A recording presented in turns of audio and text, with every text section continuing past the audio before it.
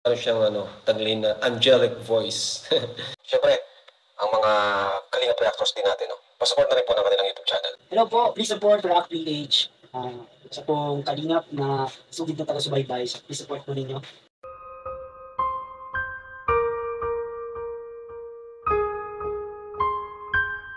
Melka, sasabak nga ba ito sa matinding kantahan? Grabe to. May taglay po kasing angelic voice si Melka, unique po talaga ang boses niya. Magandang mapagpalang araw o gabi po sa inyong lahat, maraming salamat po sa patuloy na suporta at tiwala sa panonood ng aking mga react videos. Salamat po talaga sa bumubuo ng programa ng Kalingap na sina, Kuya Val Santos Matubang, Ate Edna, at Kalingap Rab. Pati na rin po sa idol ko na si Kalingap Papa Dan. Dahil po sa programa nyo, maraming taong mahirap ang natulungan, nabago at guminhawa ang buhay. Melka, may taglay nga ito na unique na boses, angelic voice nga kung tawagin ni Kalingap Rab. Ito po yung sample kung gaano po talaga kaganda ang boses ni Melka, panoorin nyo po. What are you turning to? Open the eyes of the light.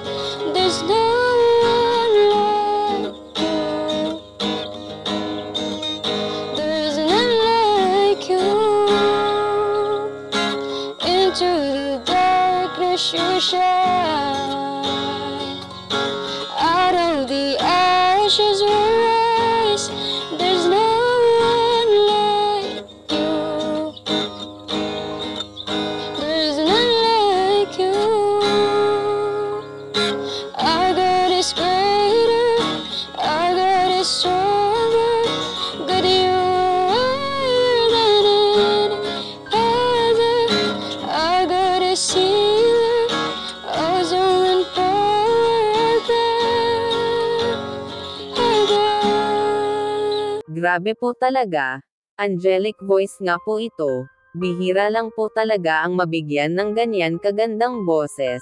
Siguro ay nakatadhana po ni Melka ang maging isang singer, kaya ang pag-audition sa big stage, like TNT o Tawag ng Tanghalan, ay pwede po talaga, di po natin alam baka yan ang maging daan para makilala siya, wala naman pong mawawala kung mag-try. Andyan naman po ang Kalingap na handang sumuporta kay Melka. Sa inyo po ba? Pwede na ba kaya si Melka mag-audition sa TNT? Mag-comment lang po kayo.